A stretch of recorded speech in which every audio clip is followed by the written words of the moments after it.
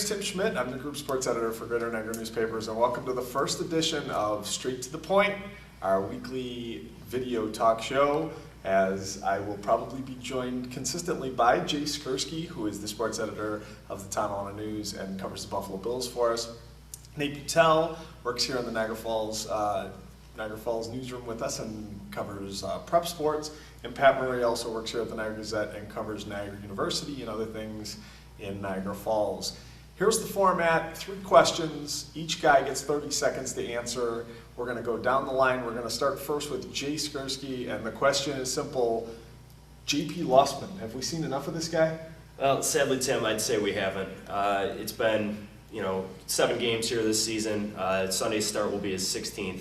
That's just not enough time to make a decision on, if he's going to be the quarterback or not of this team. I think you got to give him the rest of the year.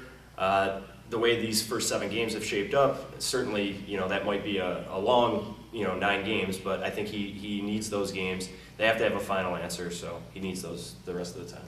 Nate Butel. This is a cutthroat league, so I say it's time to go. Time to go for Mr. Lossman. Craig Null, he's the man next in line. We all saw Kelly Holcomb in the preseason, and he looked awful. He looks like he aged about 10 years in the offseason. So I think it's time for Craig Null to get in there and get a chance to see what he has to offer for us. Pat Murray. I say you have to give Lossman a little more time. Take a look how long for Mike Vick to develop as a premier quarterback in the NFL. Jay said only 15 starts, losing half the season last year, losing his confidence with the way Malarkey mangled that whole situation. So I say give Lossman at least till the end of the year.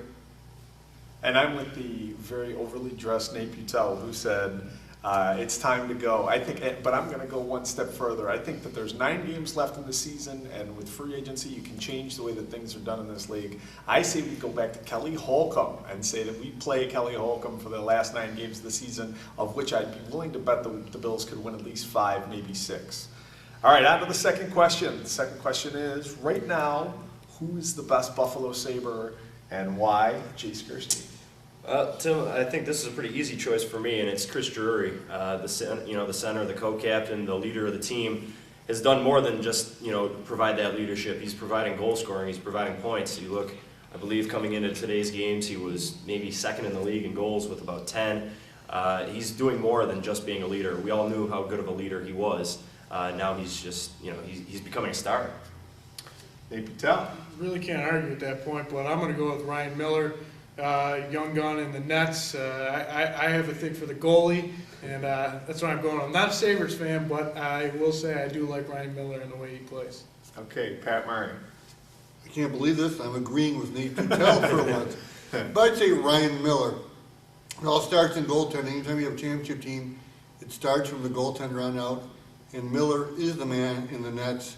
And Miller's steadiness in the goal allows the Sabres to take some chances on offense, knowing they have that wall back there who was very good, especially on breakaway. So, Nate, write this down. I'm agreeing with you for once. And I'm going to go off and say Max Afinogenov is the best Sabre right now. He's the X factor on this team. I think this is the guy who makes you sit on the edge of your seat when he gets the puck, and I think he does the same to opponents. I think that his speed changes the way that the game is played for his line mates and for basically everybody else. They know that this is the guy that they have to watch out for. Although I agree with all of you; those were all good points. Last question today: what high school team in the fall season surprised you most? And we're going to start down there with Tonawanda guy Jay Skursky. Well, Tim, I'm going to go with a team in the town of Tonawanda, and that being St. Joe's. In particular, their quarterback, Terrence Schmond, just had a tremendous season, possibly a Connolly Cup winner. The Marauders lost Naaman Roosevelt to graduation after last season. It was expected that there would be a drop-off in play at the quarterback position, and Schmond, if you want to believe Coach O'Connor, may actually be performing better than Roosevelt. Okay, on to Prep Extra guy Nate Butel. I'm going to go with the Niagara Wheatfield Falcons football team. We were talking before the year who could challenge North Tonawanda in the AA division, and it turned out to be who was going to challenge Niagara Wheatfield, and nobody did. Fortunately, they lost last week to Clarence, but they had a heck of a year led by Johnny Smith, their quarterback, who who I just love as an athlete. And like Coach Pogel said, nobody believed in them at the beginning of the year, but he was really proud of his kids to bring it together and have a season like that. Okay, Pat Murray with a surprise pick. I have two picks. My favorable surprise is Lewiston Porter girls cross country. Newport Small School in the NFL went 14-2 this year, led by freshman Kelsey McGill, who won the NFL girls cross country title. Disappointing team, gotta be Niagara Falls football. How many fumbles did they have? They average over 3 fumbles a game, and just very disappointing year. And I'd agree with that. That's a team that I also thought was going to do much better than it did. The high school team that surprised me the most was the North Tonawanda football team. Eric Janty runs a top-notch program from top to bottom, and the fact that they lost to a team like Kenmore West when they did in the middle of the season was incredibly surprising. The fact that they kind of fell off from there was more surprising. I assumed that they would bounce back after that loss, and then to beat Tonawanda in the last second, a team that shouldn't even be in the same stratosphere as North Tonawanda, was really surprising. All right, we're going to close out with one thing to do or watch this weekend, and we are going to start first with Jay, who's going to tell us, boy, what to sleep through. Yeah, well, I'm going to tell you to head out to Ralph Wilson Stadium on Sunday to check out the Bills and the Packers. If nothing else, it's a chance to take a look at Brett Favre.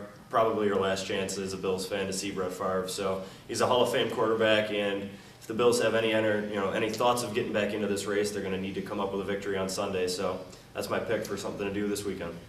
Nate Butel, your choice. Jay, I'd rather be watching the PBA Tour than watching the Bills.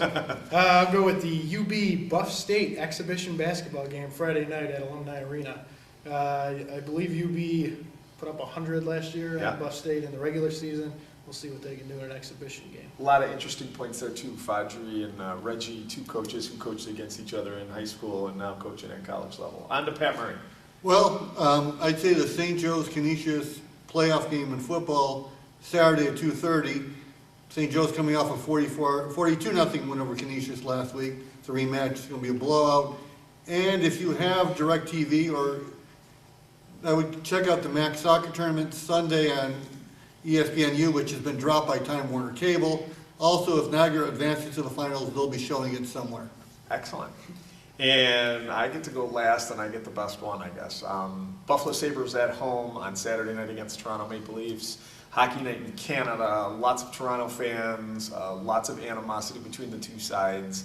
Sabres, obviously, the best team in the NHL right now. Should be a great game. What's that? The Sabres are good? Yeah, stop. Nate Butel is not a hockey guy. But if you can't enjoy watching this hockey team play, I don't know what team you can enjoy watching. So Nate will be there. He'll be getting the autographs outside the bus entrance after that's the right. game. That's right.